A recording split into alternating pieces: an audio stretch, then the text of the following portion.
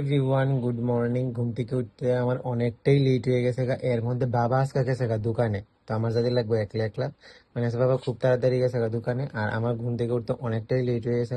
তো আমি ঘুম থেকে উঠতে আমি আগে সবার আগে আমি আমার বেডের আজকে বেডশিটটা চেঞ্জ করছি, আর ঘরটা মোটামুটি ভাবে গুছাইছি, আর এদিকে সব জামা কাপড় রাখা আছে যেটি কালকে আমি আয়রন করছি।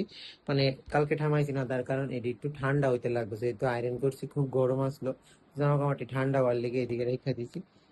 তো চলো আমি এখন ফটাফট রেডি হই, আমি এখন ব্রাশও করছি না, এদিকে আমার জানলাও খোলা হয়েছে না।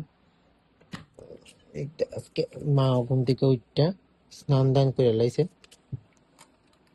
কারণ আজকে হইছে শুক্রবার। তো শুক্রবার যেহেতু মা স্নান দান করে সেরে ঠাকুর পূজা দিয়ে সেরে আবার রান্না করে যা। তো এদিকে মা পূজাও দেলাইছে একদম। শুধু আমার এই ঘুম থেকে উঠতে লেট হয়ে গেছে, আমি এখন আগে ব্রাশটা করি। ব্রাশটা লয়ে লই, ব্রাশ লয়ে লাইছি হাতে। আমি এদিকে রেডি, তখন খামো আমি টিফিন। দেখালো আজ টিফিনের কিতা কিতা আসে। মাঝের টিফিনে কিতা কিতা আছে যে মা স্নান টান করে একদম ফ্রেশ। ও আজ টিফিন আছে ম্যাগি, না আছে পেঁয়াজ, না আছে কিচ্ছু।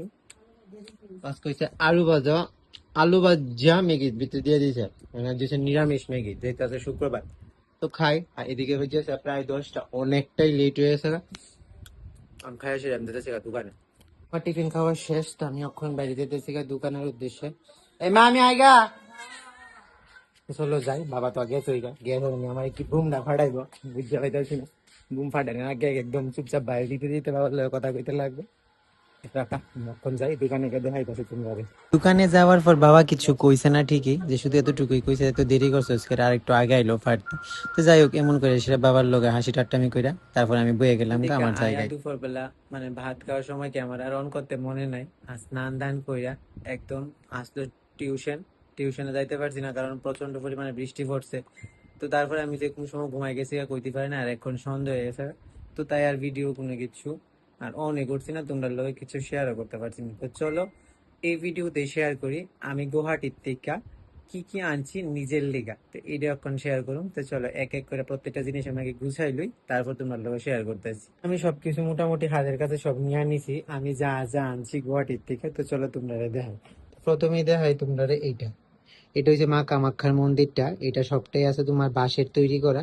এটা একটা আনছি আমার নিজের লিগে, এটা সত্যি অনেকটা ভালো লাগছিল, এটা একটা আনছি। তারপর মা কইলো যে মা কামাখ্যার একটা ছবি নিব, যে তোমরা কামাখ্যা আইছি, আর মা কামাখ্যার এই ছবিটাও কেনা হয়েছে মানে ওইখান থেকে। তারপর কিনা হয়েছে তোমার এই গামছাটা, এটা হচ্ছে তোমার আসামিজ গামছা, আর এই গামছাটা মানে বেশির থেকে বেশি আমারই সবচেয়ে বেশি দরকারে পড়বো, কারণ এই গামছাটা হচ্ছে ওই দিকের ট্রেডিশন। আর এই গামছাটা নেওয়া হয়েছে তোমার স্টেশন সাইড থেকে, কারণ এটা আমরা স্টেশন সাইডেই খুব কম দামে পাইছি।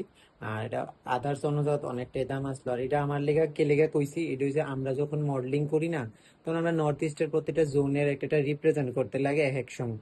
তো আসামের গামছাটাও আমরা কোনো সময় ইভেন্টে কাজে আই, যদিও আমরা আগে ইভেন্টে কাজে আইছি। তো এই গামছাটা নেওয়া হয়েছে, আর মেইনলি এটা বাবা নিছে।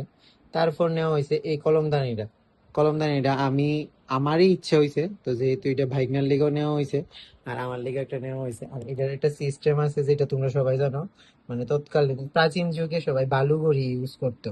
তো এই বালুঘড়ির সিস্টেমটাই এটার মধ্যে আছে, এটা ঘুরাই দিলে তো উপরের থেকে বালুরি নিচে পড়তে থাকে। তো যাই হোক, এটা আনছি। আর এই হরিণটা আনছি। হরিণটা আনার কারণ হয়েছে, যখন আমরা গুয়াহাটি আসাম জোতে গেছিলাম, তখন আমরা প্রথম আমরা হরিণই দেখছিলাম। তো জোতে যেহেতু গেছি, তো জোর একটা কিছু তো একটা চিহ্ন আনো। তো এটাই আনছি, একটা হরিণ, কাঠের হরিণ। আর আনছি, যেহেতু আমরা আসাম গুয়াহাটিতে গেছি, আসাম ট্রেডিশনের এই ম্যাগনেটটা আনছি। মানে ফ্রিজ ফ্রিজ ম্যাগনেট আমার কাছে এতটা আছে কোয়ার মতো না, কারণ দাদা ভাই যায় আনে, দিদি তারা যায় আনে, এছাড়া আদার্স আরো অনেক কেউ কেউ যা মানে গিফট হিসেবে তারা আমাদের দেয়। আমি একদিন সময় করে সবটি ম্যাগনেট দেখাবো। আর এটা আনছি। তো এই টুকটাক জিনিসটি আমি আনছি আসাম টিকা নিজের লিগা, যাই হোক ঘরে শোপিস সাজানোর লিগা।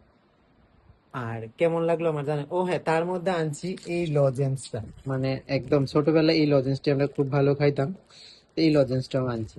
তো জিনিসটি কেমন লাগলো জানে আমার কমেন্টে। তো আজকের ভিডিওটা এতটুকুই, তো টাটা।